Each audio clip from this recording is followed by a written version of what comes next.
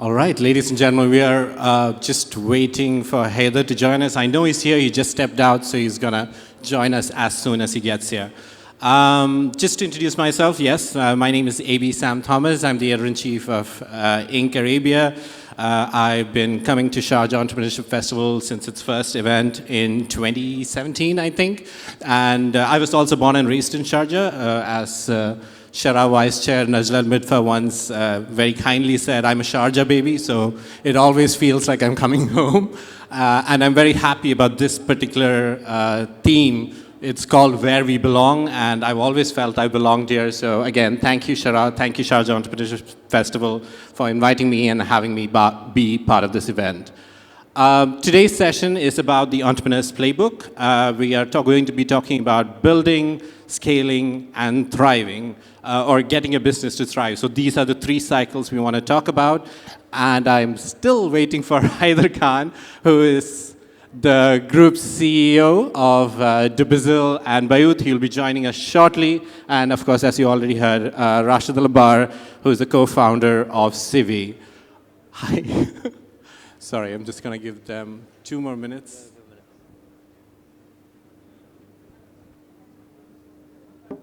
Also, since we have a little time, I'm gonna when I do these kind of discussions, I try to make it as interactive as possible, not just with us on the stage.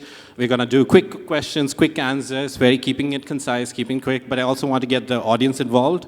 Unfortunately, I don't think I'll be able to get a mic around the room, but let's game the system. So if you have questions for the people on the stage, just Instagram me, just DM me on Instagram. It's This Is Aby. If I can bring up your questions, I will definitely do so as part of the discussion. So it's This Is Aby on Instagram. Just DM me and I'll try and incorporate them into our discussion.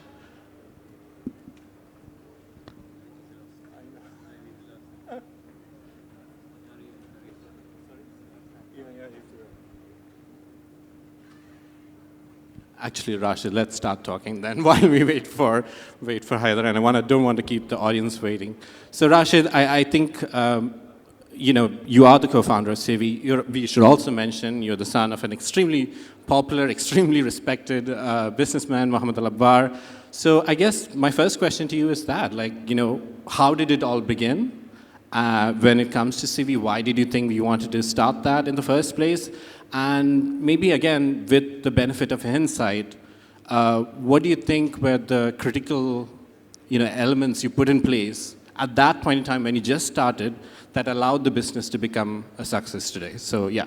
Yeah, sure. So I think at that time when we were getting involved in e-commerce, the number one thing I was looking at, obviously, is the market dynamics. Competitors, at that time at least, there were not a lot of competitors. It was still very early. The UAE was mainly an offline retail market.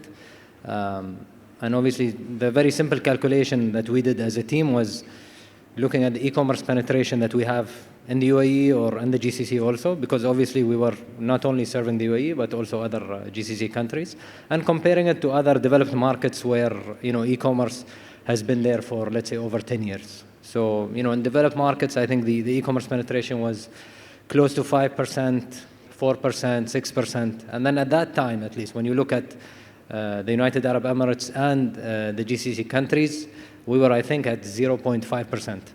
So in my mind, it was, and a lot of other people who were also interested in starting in e-commerce, we were looking at these numbers, basically. That was the number one thing before deciding to get into the industry. And then the second thing, obviously, is if you have an edge or a competitive advantage in a certain industry in e-commerce, And I think our background as a family, we've been involved in retail, we've been involved in fashion as well.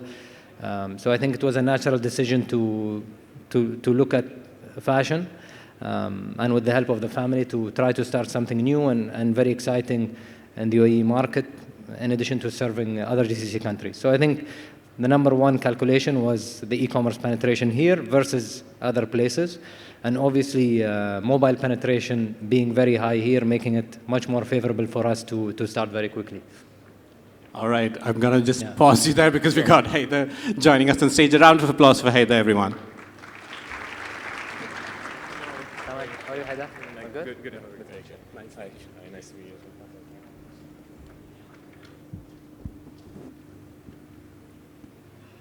Haider, you have joined us at exactly the right time because we're just talking about the origin stories, about how you came into this field, how you became what you are today. So yeah, can we hear your story as well? Like, how did it all begin? And now looking back with the benefit of hindsight, what do you think were the critical elements you placed when you started that allowed you to become the success that you are today? So the story started a long time ago. So I did my degree in engineering, and then I was in the US for a good 20 years. And then I moved here back in 2014 with a small-known, well, I guess probably unknown company called Bayut.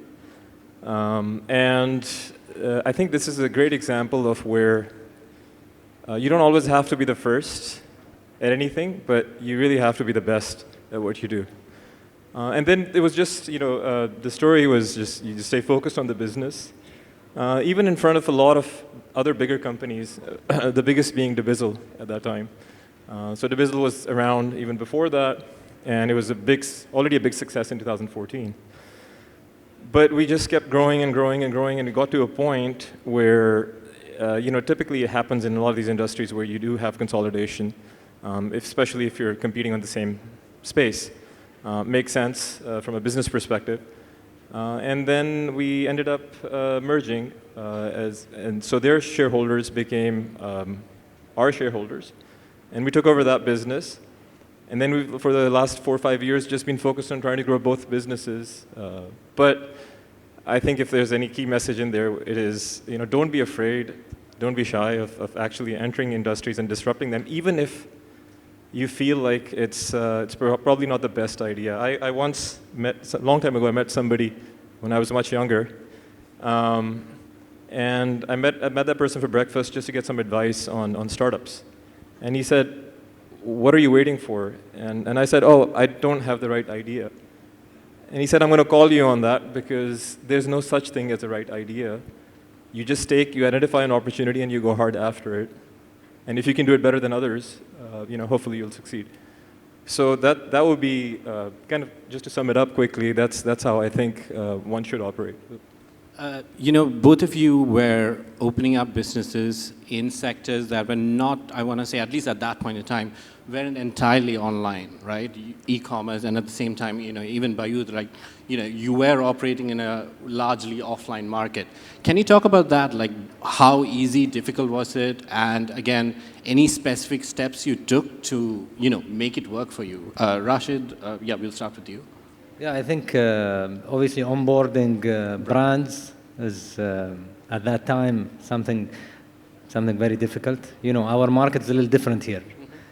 You have brands, you have their partners, they're not online, sorry.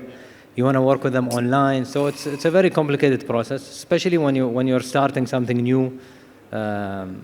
You don't have hundreds of orders a day, you know what I mean? So it's natural that it's very difficult to onboard brands. Other than that, I think talent also, at that time, I think at the same time that Haider was starting his business, trying to find good product managers, good digital marketing people, good developers was a challenge for all of us. So it was tough, but I think because it was very difficult, as Haider was saying, all of us had to work extra hard. And today, you have, I think, the best product managers, best digital marketing talent, best tech developers as well in our region. So it was very difficult in the beginning. Let's talk about this a little bit. You're saying it was very difficult. So let's talk about how you got those no's to become a yes. Do you remember what you did? How did you convince stakeholders to, come online? How did you sell them on it, so to speak? You mean the brands? Yeah. So obviously, I had a prototype. I was approaching a lot of brands here and abroad. I made so many trips. Not even one brand came. You know what I mean? In hindsight, I should have focused on local brands. But I think when the partners that you work with, they see that you have perseverance. You don't stop. You keep trying. They know you're serious. And one will give you a chance, another maybe will say no. But then with time, you gain momentum when they see that this guy has endurance, has stamina. He's not here just to try one idea and then after 3 months say, you know what, I don't like this. So I think to answer the question, if you can show that you have the stamina and endurance and they know that you're in it for the long term, one brand will come or one partner if you're in another business. And with time, you'll gain one, you'll lose one. Some people will back off the last day. These things happen. But with time and with perseverance, you gain the trust of your partners. Yep. Persistence and perseverance. Haider, same question. Yeah, so I think, it's probably taken me over a decade or a couple of decades to understand this. But it's so plain and obvious, it's in front of you that it's really the simple things that matter. Every business is hard. That's my opinion. It doesn't matter if you're running a stand selling cookies or doing any other business. Every business is difficult. Thank you. But the key thing is, and this is what a couple of things. One, I think Rashid also pointed out, which is focus is just imperative. You have to stay focused, and we've done all sorts of things. We've raised close to $500 million. We've expanded on the global scale. At one point, we were in 20 countries. And what happens is that you just get distracted in a lot of other things, whereas the focus should be very local, hyper-focused in the market that you're in. Took us a while to understand this. Now it's very obvious, and you hear other people and they say the same thing, and you're like, well, maybe you should listen to people who've done it before. I include myself in it. And the second thing I think that's critical is that you really need to, in order to build a good business, it is built on good people, and you have to do whatever you have to make sure those people stick around. I've seen, this is just my personal opinion, you can hire from outside, you can bring a hot shot. That's not as important as getting the right mindset in the company and then helping them grow. It takes time, it's painful, it's slow, but the results are just magnificent because at the end, they are equally invested in this venture. They have the context, they have the knowledge, and the continuity in that matters a lot, right? So if somebody has been around for 5-8 years, understanding product, understanding marketing, that is way, way, way more precious to me personally compared to some hotshot walking in from whatever big company. So invest in your people, give them the opportunity, help them, work with them, roll up your sleeves, and stay focused. Very simple things. Sounds very cliched, but trust me, it's very difficult. It's very easy to get distracted when you're doing a business, yeah. Haider, before you came on stage, I asked everyone here, if they have any specific questions to just DM me. And this one is a good one, and so I'm going to pose it to you. This comes from Sulaiman al-Rashid. He's asking, basically, just walk us through your day during the first year of Bayut. 24 hours in your first year, what were your priorities? I would wake up in the morning. I would go for a quick run. I like running, so I used to run. Eat a bit of breakfast, go to work. And the first year was an office that was about 600 square feet. There was one person at the reception. There was one salesperson. And there was me. And then we had a back office for tech. So all of my day was literally, and the salesperson was outside trying to sell. So all of my entire day was just spent at looking at things, whether it's the CRM for sales or it's tech. And I'm personally a tech guy, a product guy, so I love that.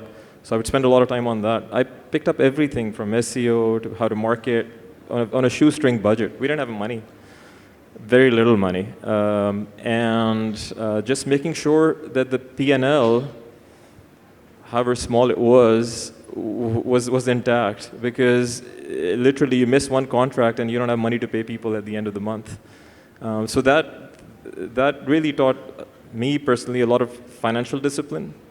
I would even question things that would cost more than 5 dirhams. It might not be a big deal to anybody, but it literally was down to the pennies and cents. But that was, and I would leave the office around 8 or 9, grab a meal, and go to bed. So very boring, but that's what it was. Sometimes it's about just putting in the hard yards, and that's what I hear from this answer. Rashid, same thing, like a question from the audience, Leah Shaib. How did you deal with rejection? You said you got quite a few no's in the beginning. Yeah. How did you deal with rejection? Yeah. No, you just move on. Move on, keep trying, keep the relationship, keep in touch.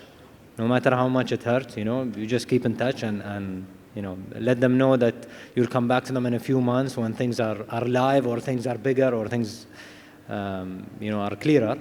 But I think the worst was, when brands that pull out the last minute. Yeah. That's even worse than rejection. When someone says yes, so it's never yes until it's in the warehouse, Until the PO comes in, Yeah. but yeah. Let's move on to the middle phase of the journey. Like when we're talking about the growth phase, we're talking about scaling, we're talking about growing beyond borders. Rashid, again, for Sivvi, yes, you started out here, but then it was a question of like going across the borders of the UAE. Take us through that journey. Again, how easy was it? How difficult was it? And again, what made you decide like this was the right time for the business to scale?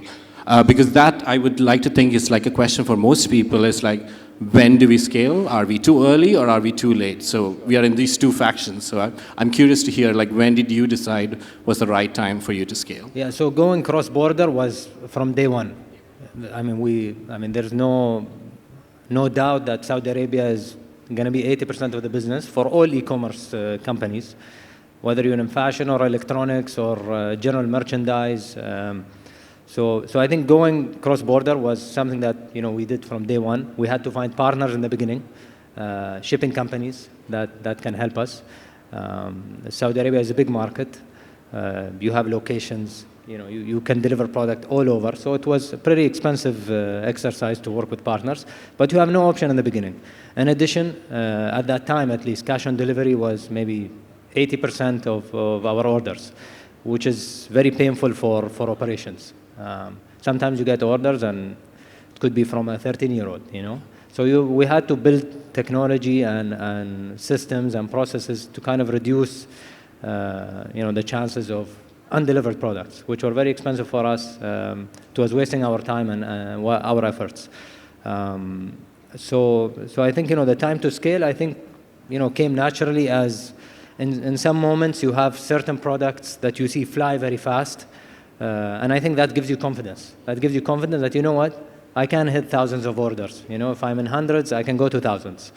So I think once you have some confidence on the products that you have in your platform, you can start to scale. And at that time also, I think it was the start of influencer marketing, and we were seeing amazing results. So it was very easy for us to test with one partner or one influencer or the other with specific products or specific voucher codes. So I think we had a good, at least for us at that time, a good way to test and then think, okay, this is going well. Our customer acquisition cost it was like is quick intact. experimentation. It's like a quick experimentation, and then you need capital obviously to invest in your inventory and push the business. Haider, again, growth in the GCC, and it was not just the GCC for you, it was like the full market. Yeah, talk about that. Yeah, I think so at one point we were everywhere from Philippines to Mexico, pretty much, a lot of countries and continents. I think the challenge for us was that especially when you go for fundraising, very quickly people start looking at the TAM of the market. And if you're in a single market, then the TAM is X and Y, and it gets, especially if you're doing larger rounds, Series C, the TAM gets compared to a lot of the Western markets. And then if you roll back 8-10 years, it was more of a necessity from that angle. If you're actually going to go raise funds, you need to show a bigger TAM. You need to show diversity in your zip code, if you want to look at it that way. And I think, so some of it was, and you're also young, you're excited, you're like, yep, let's go and do this over here and over there. As some of the markets also mature, like a lot of the markets we were in were emerging markets, so they're not on kind of a hyper growth trajectory, or it's not already a much established market. So I think there was a lot of factors that went into why we went outside and why we tried to go everywhere and try to pick up these assets. And we had a lot of number one assets across the world. The problem is that the world doesn't act in the same way. It's not uniform. So things happen over here in a certain way. It's regulated. In some other markets, it's not as regulated. And that causes issues. There's currency issues, right? In the GCC, we don't have that. But outside the GCC, currencies devalue against the dollar. And if somebody gives you dollars, then they measure you in dollars. So there were many, many reasons why we did that. But as I said, at the end of the day, what we've realized is stay focused. I think if you win your local market, win the GCC before you try to, at least for us, before we try to think again for something that's beyond those borders. Right? Again, a question from the audience, Arian, I think. I hope I got your name right. It's about how do you balance reinvesting profits versus taking money out of the business? There is no profits in the first 10 years. So, I mean, in startups, I mean, you have to keep on raising and investing. Yeah. Yeah. Okay, fair enough. I mean, at some point, everybody wants profit, right? Otherwise, you're not a real business. In the early days, you're actually borrowing. I mean, you're taking funding to burn money. So, profits are not on your mind. It's growth, right? But at some point, yes, for a real business, you have to have profit. You also mentioned about personal in the business, and then again, this was a question coming from the audience. Basil Ismail, Haider, which role upon being filled contributed the most to the expansion of your business? Was there a specific role within the team that you filled that you think was I think if I answer the question, I mean, or if you allow me to rephrase it a little bit, like what our role I think is the most important to fill correctly, I would say the salesperson, the head of sales. It's so important because that's where everything starts. In the early days, I remember when we did our first round, we had a little bit of money. And I was talking to my brother, and he's also in the business. We're having a discussion. He asked me, what are you going to do with the money? And I said, oh, let's do some marketing. He said, wrong. Hire more salespeople. Hire more salespeople. And I think that's the best advice I've gotten, which is because as you hire more salespeople, your numbers go up, your story becomes more believable. So when you go for your next round, those are the same people you've talked to who have rejected you, but when you go back again and you say, oh, look, we've met the target we said we're going to meet, it starts building trust. So I would say sales. Yeah, Rashid, same question. I think maybe just to add for our business. Yeah, of course. I think just to add to what Haider was saying, there was a time where I'm also, just like you, really into the product and technology and everything. So I think we were focusing too much on the product, on the design, on the UI and the UX. And I remember one guy gave me a really good piece of advice. He said, Rashid, a really bad website with a great product, for sure you're going to convert. But if you have the best website or the best app, and then you have products that people don't want, doesn't work. So I think investing in sales to get the best products is really, really important. Yeah, keep where you're from. I think if we just look at the history of tech, right? I mean, for me, like the prime example is Steve Jobs. Was he a product guy? Sure. But he was the best salesperson on the planet. I think that says enough. Right? Yeah, I think every entrepreneur has to be a salesperson, otherwise you're not an entrepreneur, in my personal opinion. But you're selling to VCs, you're selling to consumers, to your clients, customers. Selling to people who want to join your business in the first place. So yeah, I absolutely agree with that. I want to talk about a milestone, and you mentioned this already, Haider, and this comes to the third phase of today's discussion, which is about thriving. And you talked about the merger, with Bayut and Dubizzle. Can you talk about that? Was that something that you had in the back of your head, or was it was that the way you thought the business would go? No, I mean, I didn't have any of this in the back of my head when we started. All I had was, can I provide for my family and do something that's fun and keeps me engaged? Because when I was in corporate US, I felt like I'd done well, but I'd reached a point where I just didn't feel very satiated, just happy doing what I was doing. And I think a lot of people probably, I've heard a lot of people have a similar story. So I just felt like there's more that can be done, and let's try to do more. But I didn't imagine all of this. And it's very difficult to imagine all of this because you don't know what's going to happen. You just start. And my learning is you wake up every day and you give it your best. And then new doors open and new things happen. And I've seen things like I think Rashid was saying earlier, when somebody rejects you at the last moment, they've said yes, they reject. It's a very difficult kick to swallow or to tolerate. It's just, the lows are so low that it's difficult to pick yourself up. But every little, every day you bite off a little bit and you just keep going. These things happen. They may happen, they may not happen, but I think there's no excuse for not giving it your best, right? This actually, this was one of the questions I really wanted to ask because, we say thriving as a milestone. Do you feel like that, or how do you think, you as an entrepreneur, your business is in that stage? How do you identify it for yourself? Is there a particular thing you look for, or like Haider said, it's just a matter of you get up, you do, and try to do better?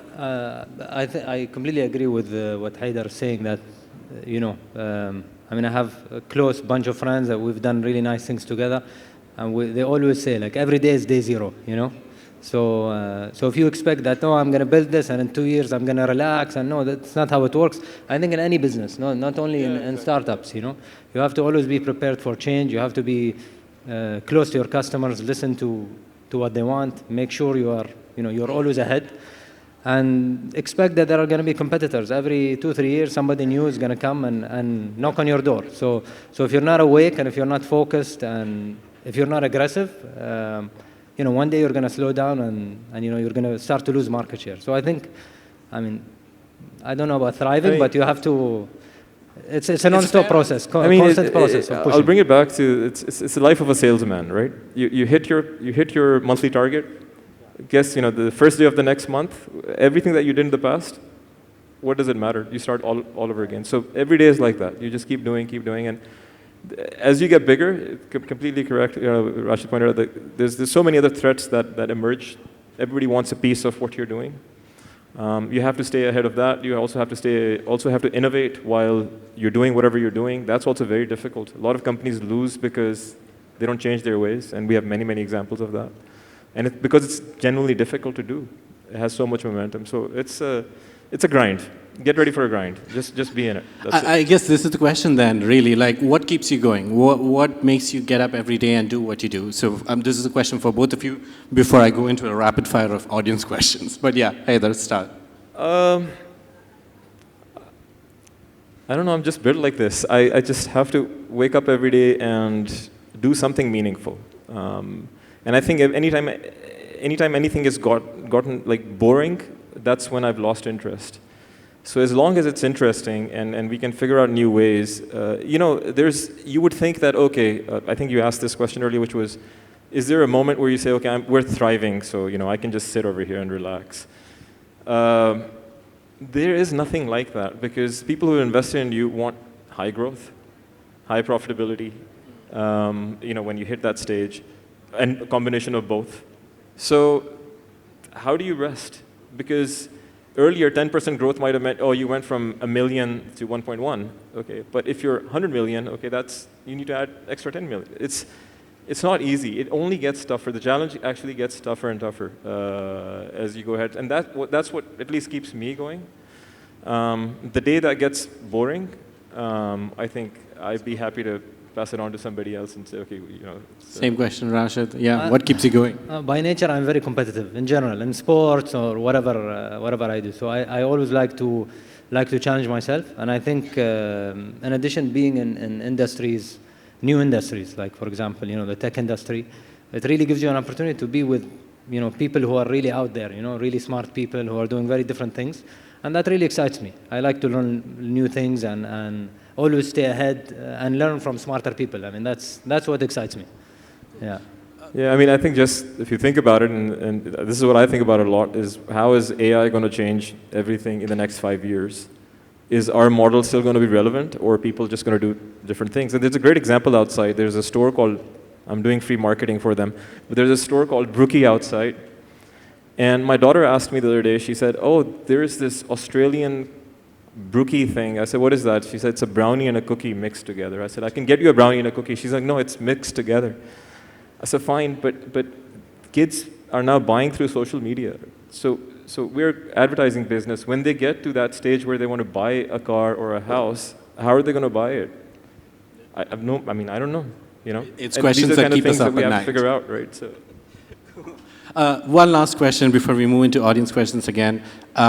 If there's anything you would do differently, looking back, or something you wish you had known before you became an entrepreneur, what would that be? I mean, I would make decisions faster. That's, I think, I mean, what I learned, and I mean, whoever, you know, I speak with or get advice from, they always tell me, decide quick and move on. We have a saying in Arabic, it says, "Min sibak libak." So don't wait for anybody. Decide and move. If it's the right decision, you are good. If not, it's fine. You can recover. But don't waste time, because time is of the essence. Haider, same thing? Good point, good point. I think I wouldn't try to expand, like the thing that we did, we'd try to go across the globe. I wouldn't do it again. I just wouldn't. Knowing what I know now and how things operate, there's always money where you locally are. You just have to get more creative. And I think it's the same thing when you deal with a child and you take away their iPad and the iPhone and all that, and they might struggle for the first day, but the second day you'll see them do some pretty creative stuff. So I wouldn't be too, I wouldn't be fancying, oh, let's go and win this market and that market. Let's just stay focused. Yep. Focus is of the essence. Okay, a couple of questions from the audience. Also, guys, I don't see this timer, so just let me know when I need to wrap up. Yeah, here's a question from Hana Al-Khatiri, and I think this is a good question for people who are just starting out. What qualities do you look for when you're building a team? What qualities do you look for when you're building a team, when you're starting out? I have a good example, actually. I was looking for a really strong digital marketing person a while ago. And I remember I sent her an email and asked her, look, let's try to organize a call. I was traveling, so I was on a different time zone. And I remember she responded and she told me, yeah, sure, I'm available between, I think 4 a.m. and 7 a.m. or 7 p.m. and 10 p.m. So I said, okay, this is the one that we can work with. So you need people, I think, that are because startups are difficult. They need a lot of time. So if you work with somebody who is not going to be 100% or 110% in the job, I mean, for me, that's the most important thing that I look for. Haider, same thing? Yeah, so I think there's a lot of traits. That's a good one, work ethic. But typically, I look for intelligence. How intelligent are you? Because I think a lot of other things can be taught, and ethic is something that you need to have, but skills can be taught. Intelligence is something that, it's good to work with people who are intelligent. Yep. And it's difficult to instill into someone. Sorry, this was already asked, but there's a question which has been keeping on coming up. Is there a particular leadership role model or a book or something that you refer to that helps you in your day-to-day life as a co-founder, as an entrepreneur, basically, as a CEO? Is there a role model? Is there a book? Yeah, this question has been coming up, so I'm curious. I mean this with all humility. There are great people who've done great things. I don't read about anybody. Because I think the most important thing is to stay focused on the problem that you have and solve it. And trust me, we've seen this. You take a model from outside, try to apply it. Don't go for that. Try to understand your local market and do that. I think there are fantastic people out there, who've done amazingly well, and all the credit and more success to them. But I try to just stay focused on the problem that we have. Rashid? Yeah, I think the best book I read, Mark Andreessen and Ben Horowitz's book. I can't remember. You remember the book? Building Big Things or something like that. I'll get the title. Built to Last? Or What's the name? No, not Built to Last. Anyways, it's a book by Ben Horowitz, who works with Mark Andreessen. Amazing book, because it has a lot of great examples of different startups, how they started, what happened, what didn't go well, what went well. It's a really amazing book. So I think any entrepreneur should read that book. What was your other question? A role model? No, of course. I think that's an easy one. Yeah. No, I mean, when I read Elon Musk, I mean, not that he's I mean, I think he's an extremely successful person, but I remember one thing stuck to my mind from Elon Musk's book. I remember one of the chapters was talking about him sending an email about them building some product and that they need 2 months. And he said, look, 2 weeks or you're out. So I think, that's I mean, it teaches you that, when you have a leader that understands that things can happen actually much faster. So, you should really believe that things can happen much, much faster than you think. And you should always, I think, strive to push to the max to finish things. If a product needs 1 month, maybe, after understanding, you're like, no, this thing maybe can be done in 10 days. Push for 10 days. So I would say, you have to be very aggressive on timelines. Yeah, I think that's one habit if we can instill in our kids is read more. Read. Just read, right? And we're unfortunately moving away from that, but we'll hope to change that. As a magazine person, I have to say, we hope we'll change that. Okay, we run out of time. Last question, and we'll walk off stage. 3 do's, 3 don'ts for all the entrepreneurs in the room. I know it's very vague, but yeah, 3 do's that they absolutely must do to make sure they are running a successful business. 3 don'ts that they absolutely must not do. Sorry, 3 roles and? 3 do's and 3 don'ts. 3 roles and 3 roles. Rashid, go ahead. Sorry, I put you on the spot there. Do's, I mean, I think I already said this before, decide very fast. Obviously, hire the best people, try to find people who are, smartest people you can find. And time is of the essence, I think. Yeah, for the don'ts, I think don't be too emotional. If you need to pull the plug or if you need to, cut something, just don't wait. So I would say, yeah, sometimes you get emotional about the business, which is normal, our nature. It ties back what you said, make fast decisions, just cut it off and then move on. Exactly, yeah. Haider, same thing, do's and don'ts? Yeah. It's a tough one. I think you just, for somebody starting off now or thinking of starting off, just identify some problem. Make sure you do a little bit of research to know that money can be made over there, because at the end of the day, I mean, and I've seen a lot of businesses where they build traffic, but money doesn't flow in, and that's an issue. And then just really go hard at it. Hire people who believe in what's being done more than the money. Don't chase money. Money will chase you. Just put in the effort. And I agree, make decisions fast. But always keep an eye, especially when you're past your concept stage and you've raised some funds. Make sure you are very, very tight control over your P&L, especially the bottom line. You don't realize how quickly the well dries. And when it does, sometimes good businesses also die just because you were not managing that. And frankly, if you hit that mark, you'll just be busy fundraising. Yeah. So you need to rely on your other people to help you out to make sure the mission goes on. Yeah. Cool. Thank you so much, Haider. Thank you so much, Rashid. And thank you to the audience for your questions. We hope you had a good time. And of course, thank you to Sharjah Entrepreneurship Festival as well. Thank you.